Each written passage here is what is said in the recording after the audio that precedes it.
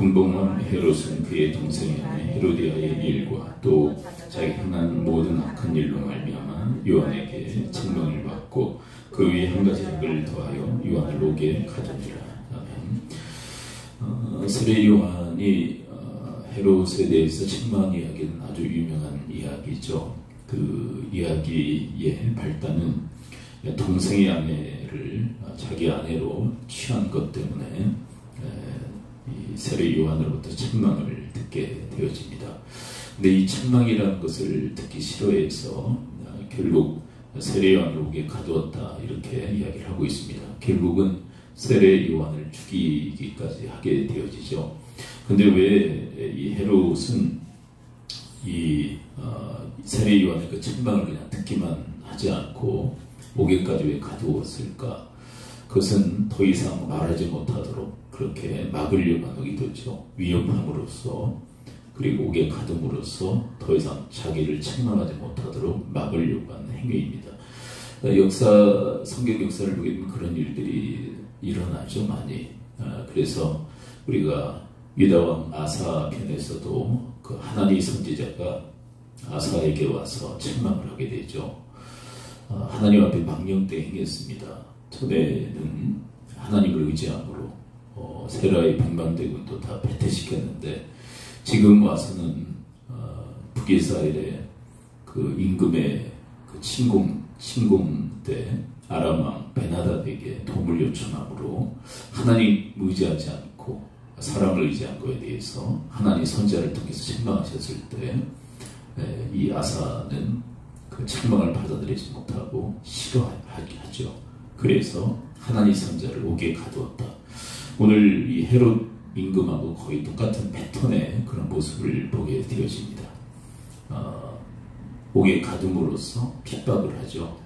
그리고 더 이상 말하지 못하도록 그렇게 압력을 넣는 이 아사의 모습, 이 헤롯의 모습, 인간이 거기서 거기죠. 거의 똑같은 그런 행동들을 취하는 모습을 보게 되어집니다.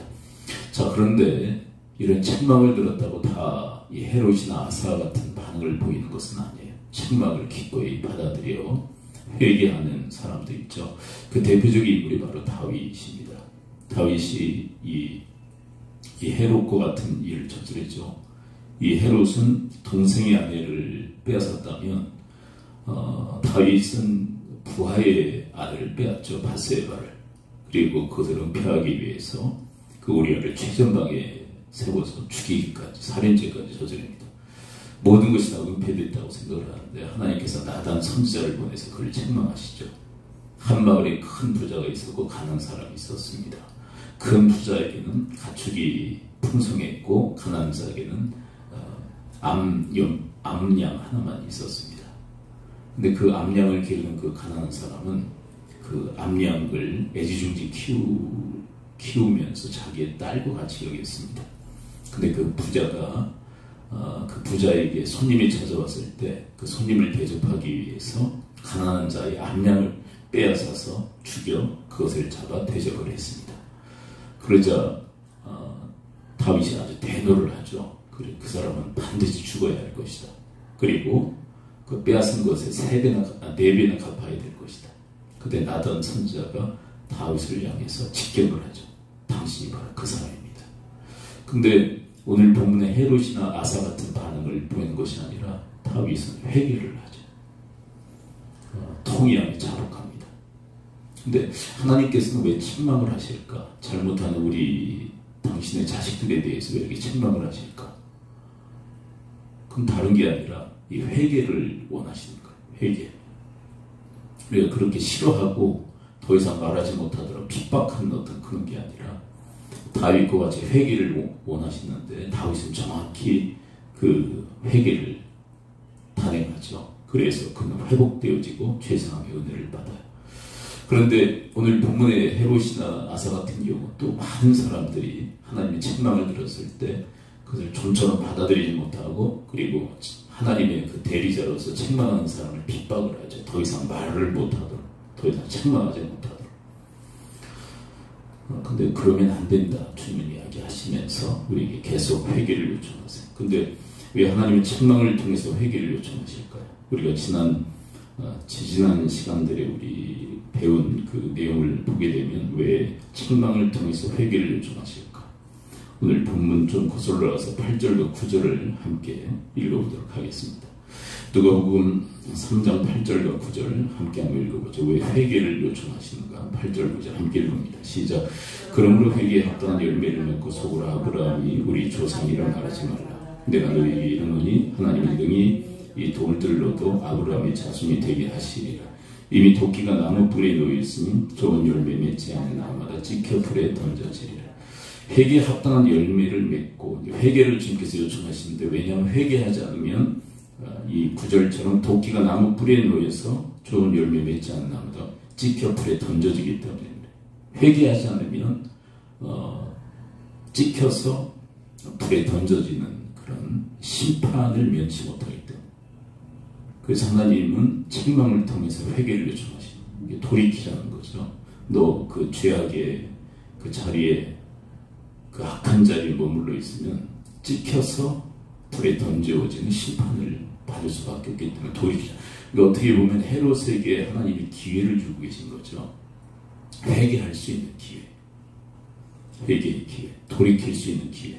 그런데 본능적으로 행함으로써 그 기회를 날려버리는 이 헤롯의 모습을 보게 되었어요. 우리가 지난 그 주일에 그 기드온과 에브라임 지파에 대한 얘기를 하지 않았습니까? 근데 그 에브라임 지파에 큰 심판이 임하잖아요. 입다 시대에 큰 심판이 임했는데, 입다가 사육하도록 만들죠, 이 에브라임 지파를. 근데 그 전에 이것을 미연에 방지할 수 있는 중요한 기회가 있었어요. 기드온 시대였죠. 기드온 시대에 그 에브라임 지파가 그렇게 말도 되지 않는 것으로 따지러 왔을 때, 그때 책망했었다면 어떻게 됐어? 그리고 책망했다고 다 되는 건 아니죠. 책망하고 돌아가서 억하심정을 가지고 또 기도를 핍박했다면 이 헤롯 꼴이 날 수밖에 없는데, 그런데 그 책망을 통해서 그 당시에 그 에브라임 지파가 회개를 했다면 입다 시대의 그 사륙이, 그 심판이 있었을까? 근데 아쉬움이 있는 거죠. 근데 기도는 어떻게 보면 그 에브라임 지파의 비유를 마치고 돌려보내죠. 우리 지파의 그 첫 포도보다 당신들의 그 끝 포도가 더 뛰어납니다. 그러면서 비유를 마치고 그들을 돌려보내요. 근데 그게 화근이 돼서 책망을 들어야 될 때 책망하지 않고 그들을 돌려보냄으로써 회개의 기회를 주지 않은 거죠. 그러니까 기도원은 어떻게 보면 중요한 그 시기에 그들에게 회개의 기회를 주지 않은 거예요. 어떻게 보면 기도는 하나님의 말씀, 그 당시에는 이 세례 요한과 같이 책망의 메시지가 그들에게 주어졌어야 되는데, 그것을 하지 않음으로써 결국 그들은 회개의 기회를 잃고 입다 사사시대에 그런 큰 화를 당하는 그런 모습을 보게 되어집니다. 그래서 하나님께서 우리에게 오죽하시는 책망을 하실까? 여러분, 하나님이 막 책망을 즐겨하시는 분은 아니거든요. 하나님은 우리에게 교훈하기를 원하시지 책망하기를 원하실까? 여러분들도 자식들을 키우고 계셔서 아시겠지만, 교훈을 원하십니까? 책망을 원하십니까? 책망을 누가 즐겨합니까? 그렇죠. 듣기 싫은 소리인데 왜 누가 즐겨하겠어요? 하나님도 교훈하기를 원하시지 책망을 원하시지 않으실 거예요. 그런데 그럼에도 불구하고 책망할 수밖에 없다는 것은 너무 중증으로 간 거예요. 상태가 너무 막 가는 거예요. 그때 주님께서는 책망을 하셔서 회개의 기회를 주시는데, 왜냐하면 이거 내버려두면 나중에 심판의 대상이 되어버리기 때문에, 멸망할 수밖에 없기 때문에 그 전에 책망을 하시는 거예요. 즐겨 하시지 않지만 정말 필요할 때 책망을 하시죠. 그래서 책망은 어떻게 보면 예방주사와 같다라고 할 수 있어요.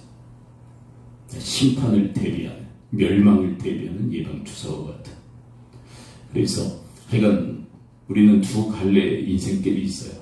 책망을 받을 때, 예방주사를 맞을 때 정말 제대로 맞을 건가, 그래서 회개를 할 건가, 아니면 이런 헤롯이나 아사, 그리고 많은 그 사람들처럼 싫어하면서 더 이상 그렇게 말하지 못하도록 핍박을 할 건가?